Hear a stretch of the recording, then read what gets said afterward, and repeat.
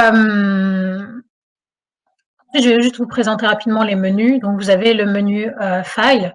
Donc dans ce menu File, vous avez la possibilité de créer un nouveau notebook, d'en ouvrir un qui existe déjà. Donc par exemple, si vous avez téléchargé vos notebooks des cours d'introduction à Python et à R qui ont été donnés la semaine dernière, il suffit juste d'appuyer sur Open et vous pouvez ouvrir les notebooks qui existent déjà. Une chose que je trouve très intéressante que je voulais vous présenter, c'est la partie Download.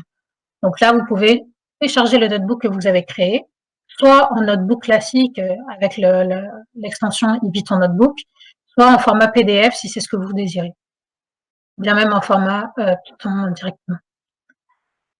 Vous avez le menu Edit qui vous permet de copier, coller, couper ou supprimer une cellule. Vous pouvez aussi séparer une cellule en deux, regrouper deux cellules ensemble, déplacer vos cellules. Vous avez le menu Insert qui vous permet d'ajouter une cellule au-dessus ou en dessous de celle que vous avez créée. Le menu Cell, ça vous permet d'exécuter une cellule ou un bloc de cellules, ou bien toutes les cellules si vous voulez. Vous pouvez même changer le type de cellule, mais on reviendra sur ça juste après. Et enfin, vous avez les kernels. Les kernels, ce que c'est, en fait, c'est le noyau qui s'exécute à l'arrière de votre notebook. Donc derrière chaque notebook, vous avez un noyau qui s'exécute. Lorsque vous exécutez une cellule de code, ce code il va être exécuté dans ce noyau. Donc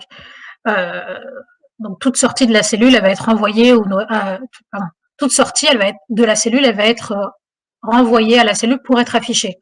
L'état du noyau, il va persister dans le temps, il va persister entre les cellules, il va concerner l'ensemble de votre document et pas juste une cellule de manière individuelle.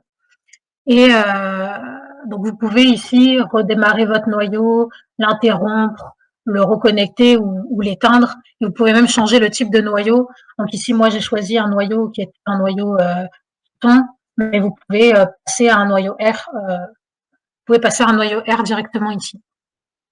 Pourquoi est-ce que je vous présente ça? C'est pas l'outil que vous allez le plus utiliser dans votre notebook, mais parfois, quand vous allez être en train d'essayer de débugger votre notebook, vous allez devoir redémarrer ce noyau, ce kernel, et si ça produit, ben voilà, si ça se produit, voilà où est-ce que vous allez devoir vous amuser un petit peu.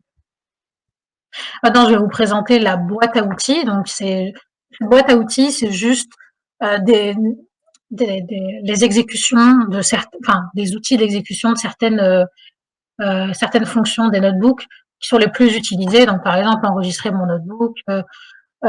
Ici, ça permet d'ajouter une cellule, de la couper, copier, coller, de déplacer mes cellules vers le bas ou vers le haut, ou vers le bas, pardon, ou d'exécuter une cellule. Vous pouvez aussi changer le type de cellule. Donc ici, vous avez une cellule qui est vide. Par défaut, elle va avoir comme fonction code. Donc, ça va être une cellule où vous pourrez écrire votre code. Mais en fait, il existe 4 types différents de cellules. On a les cellules de code, les cellules Markdown, Raw MBC Convert et Heading. Mais celles que vous allez utiliser le plus souvent, c'est les cellules de type code ou les cellules de type Markdown.